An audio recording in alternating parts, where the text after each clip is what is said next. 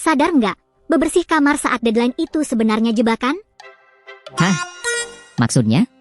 Kan jadi bersih kamarnya, jadi produktif dong. Nah, itu dia.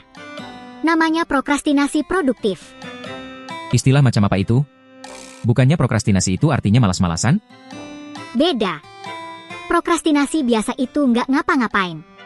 Tapi yang produktif ini, kamu mengerjakan tugas rendah prioritas untuk menghindari tugas utama. Wait, jadi pas aku merapikan folder laptop sebelum ngerjain skripsi, itu termasuk? Tepat sekali.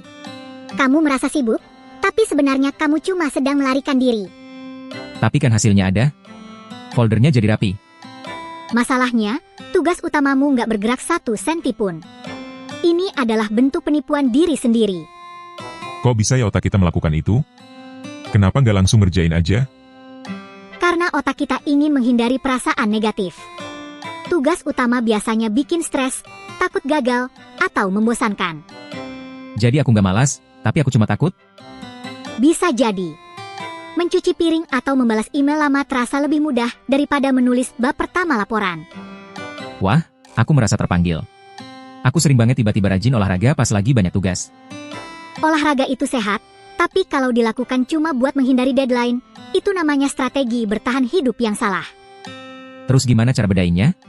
Mana yang benar-benar produktif, mana yang cuma pelarian?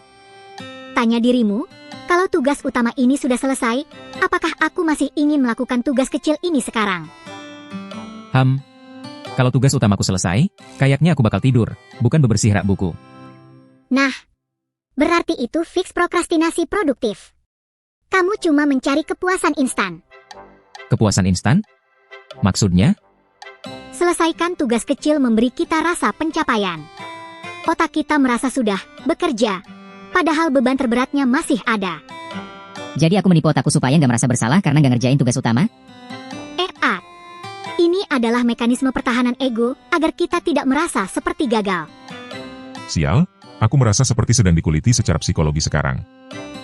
Hahaha, tenang saja. Hampir semua orang melakukannya. Yang penting adalah menyadarinya. Tapi kalau sudah sadar, terus gimana cara menghentikannya? Ada beberapa teknik praktis yang bisa kamu coba. Cepat kasih tahu. Sebelum aku tiba-tiba ingin membersihkan debu di ventilasi udara. Oke. Mari kita pindah tempat biar lebih santai bahasnya. Jangan-jangan pindah tempat ini juga cara kamu buat prokrastinasi? Sial, ketahuan. Oke, serius sekarang. Pertama, gunakan teknik Eat the Frog atau makan kataknya. Hah? Kita mau makan kata beneran? Jijik banget. Bukan katak asli. Maksudnya, kerjakan tugas yang paling sulit dan paling kamu benci di pagi hari, saat energimu masih penuh. Tapi kan itu justru yang bikin stres. Aku lebih suka mulai dari yang gampang dulu. Itu jebakannya. Kalau kamu mulai dari yang gampang, kamu akan kehabisan energi sebelum sampai ke tugas utama. Dan akhirnya kamu prokrastinasi lagi. Bener juga sih. Aku sering merasa puas, sudah ngerjain hal kecil, terus malah malas lanjut ke yang berat. Nah, teknik kedua adalah aturan 2 menit. Kalau ada tugas yang bisa selesai dalam 2 menit, lakukan sekarang. Loh, bukannya itu malah memicu prokrastinasi produktif? Bedanya adalah, gunakan ini untuk membersihkan sampah mental. Setelah semua hal kecil selesai, kamu nggak punya alasan lagi untuk menghindar. Berarti bersihkan meja selama 1 jam itu bukan aturan 2 menit ya? Sama sekali bukan. Itu namanya ritual prokrastinasi berkedok kebersihan. Aduh, aku merasa sangat tersinggung tapi benar. Terus gimana kalau tugas utamaku terlalu besar sampai aku bingung mulai dari mana? Gunakan chunking.